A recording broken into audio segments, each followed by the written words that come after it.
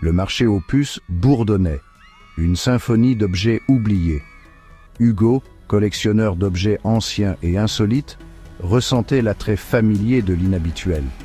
Il fouillait parmi les bibelots poussiéreux, ses doigts effleurant du métal froid.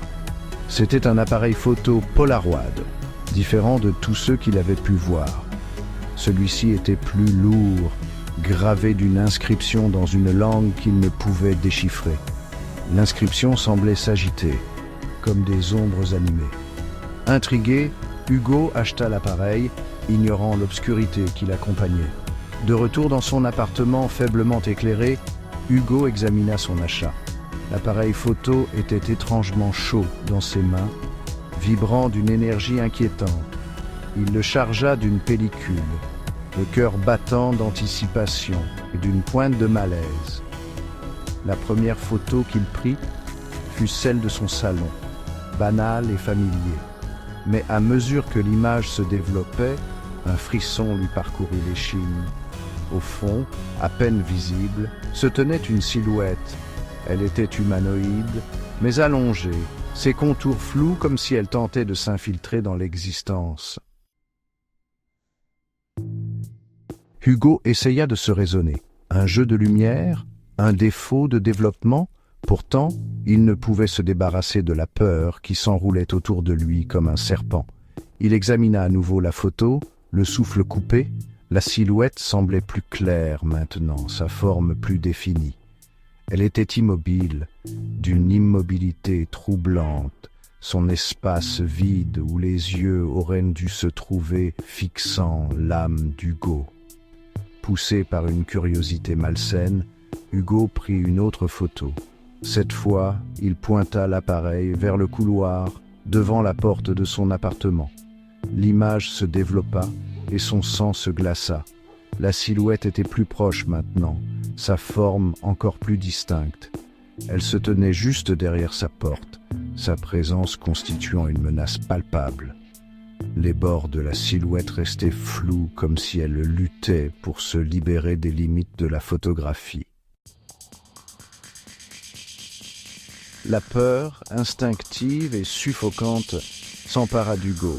Il voulait détruire l'appareil photo, faire comme si rien de tout cela ne s'était produit. Mais une fascination terrifiante le retenait captif. Il devait savoir ce que c'était, ce qu'elle voulait. Ses mains tremblaient tandis qu'il chargeait un autre Polaroid. Retenant son souffle, Hugo photographia une fois de plus la porte de son appartement. L'attente du développement de l'image lui parut une éternité.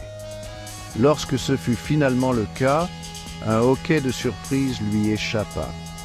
La silhouette occupait désormais une place importante, sa forme presque entièrement solide. Ses longs doigts sombres semblaient appuyés sur l'intérieur de la porte de son appartement, comme pour la franchir. La panique submergea Hugo. Il attrapa l'appareil photo, un plan désespéré se formant dans son esprit. Il plaça un miroir devant lui, l'objectif de l'appareil tourné vers celui-ci. Si cette chose se rapprochait à chaque photo, peut-être pourrait-il la piéger, l'affronter. D'une main tremblante, il pointa l'appareil vers son propre reflet et prit la photo. La photo se développa. Hugo la fixa, son sang se glaçant. L'image le montrait de dos, pointant l'appareil photo vers le miroir. Mais ce n'était pas son reflet qui le fixait en retour. La silhouette se tenait à sa place, sa forme désormais parfaitement solide, son visage toujours un abîme de néant.